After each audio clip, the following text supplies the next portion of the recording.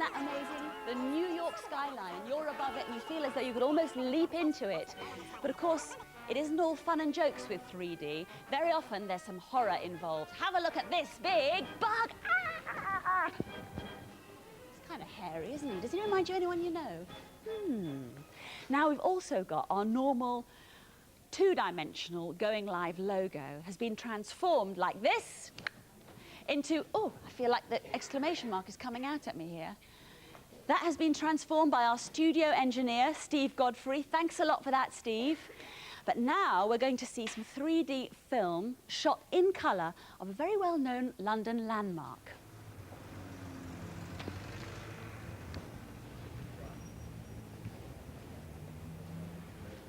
You could almost be there, couldn't you? Right there with all the pigeons in Trafalgar Square. It's just as well it is still inside the telly, really, with all those pigeons around, isn't it? It could get a bit messy. Must have been done at Christmas time, mustn't it? There's the tree there. Now, this was filmed about 10 to 15 years ago, and it is strange that we haven't seen more three-dimensional film about, isn't it? It's because it's quite complicated. As we discovered when we were trying to get all this right last night, it is quite complicated. Now, what you were looking at there were 3D pictures through a normal camera. But now, for the first time ever on live television, we're going to bring in a three-dimensional camera over here, which is going to come in. This is camera 6. Are you going to come in over here? Hello? There he is. There. Can you see he's got his glasses there? Now, this is the first time it's ever been done with a single 3D lens. I hope that means more to you than it means to me, but that's what I've just been told to tell you in my ear. There are, because we do want to get our facts straight. Now, if I hold out this duster, I can dust. Oh, your telly's a bit flipping filthy, isn't it? Look at that. That's the thing, isn't it, about tellies? You can always dust the top, but this is the only time when you can ever dust the inside. Now, my lovely assistant, Philip, is going to bring me some other objet to help demonstrate. Come towards me, Philip. Gosh, it's weird, isn't it? Can you see? There you are. Go back to the Twilight Zone. What do you Will want? you fetch me the bubbles? Let's have a go at the bubbles first of all. Oh, there's a little bit of dust there.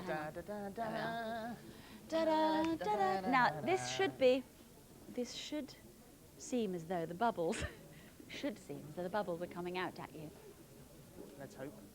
It's spooky. That's really good. Shall I get a bit closer? Are they coming into your sitting room or your kitchen, or have you got the telly or your bedroom? It's all a bit spooky to me. Oh, they're blowing off over in the other direction. There we are. Hope this is working. Lovely. Okay, that's the bubbles. Now we've got that trick one, the trick one. The trick one. Don't tell them what it is. No, of course I won't say a word. No, and the other trick one, What other trick one? Okay, look at this. Coleman, what is it? The mustard, yeah, there we are. Woo! There we are. And another one. Good Lord, look at those. And, have you got this string stuff as well? Some marvellous aspects to 3D. Oh, no, come on, you can have them too. I just want to go at this. Now you're going to put that thing in front of this single lens 3D millions of dollars, pounds thing. Put the little mask in front of it. That's going to ruin it, aren't I? Thank you very much. Whoa! There we are. It's all over her hair. Sorry about that. We'll clean up the studio now while... It is odd, isn't it? Well, you have a look at something else. What's really awful is the thought that I could just spring out of the television and put my tongue out at you and appear, but don't worry, that horrible thought won't happen. It's only an optical illusion. Now have a look at another bit of 3D film that was shot in 1952. It's the Coronation, and it's in colour too. Bless my soul. No mere drops of water could quench the warmth deep in the blood, kindled through centuries, now breathed into fresh fire by the spirit of this day. By now, the word had winged its way to all the listening world that the long, long ritual was over. Anointed, blessed, with homage humbly paid, Elizabeth was queen. Those who stood and lined the route had still to learn of how Elizabeth had played her part that day.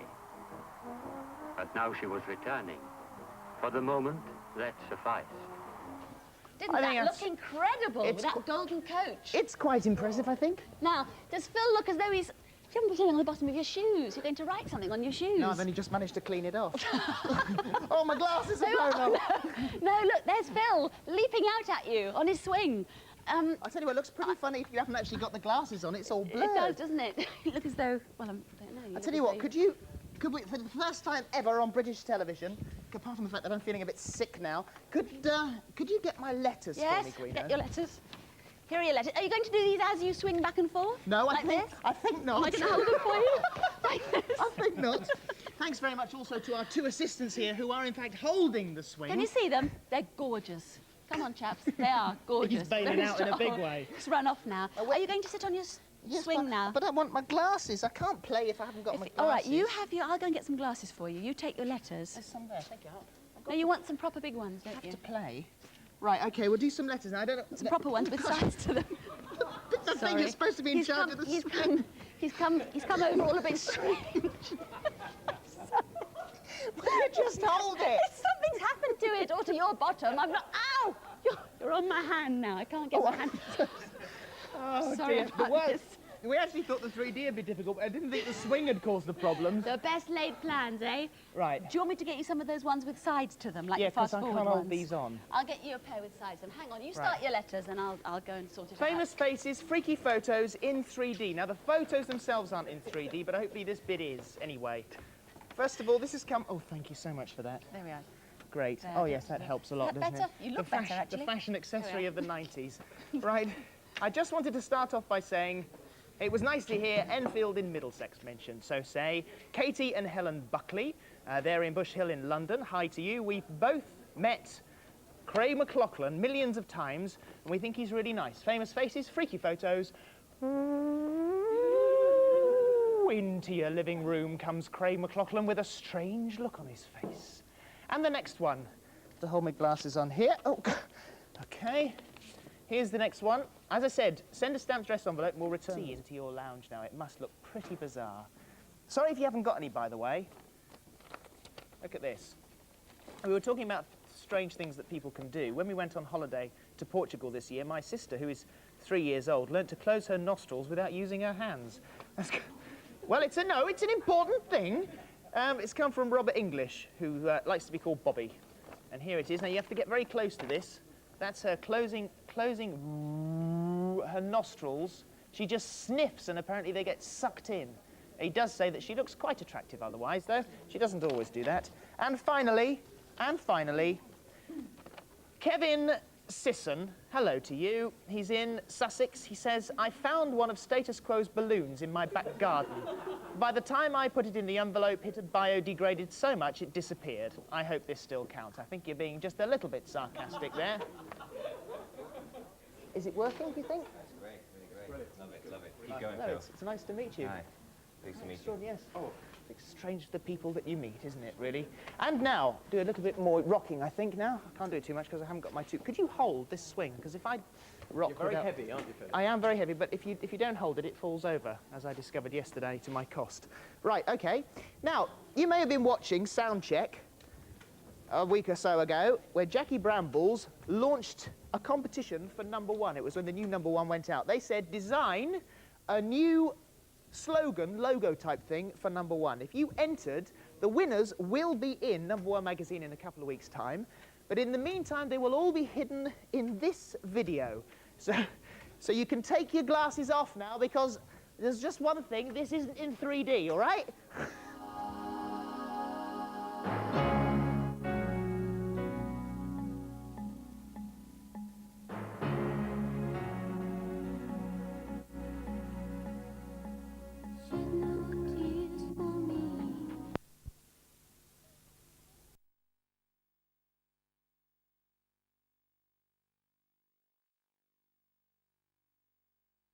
Successful in attracting people into Dillon's bookstores.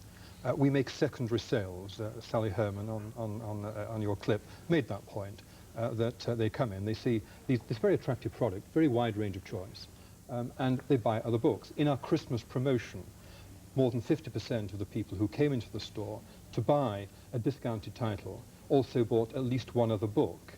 And very often that would be a book of a minority interest of a new author. I mean, Dillon's is absolutely the book chain for small publishing houses, for new authors. What we're doing here is getting more people into our stores to expose their product, their books, to this wider audience.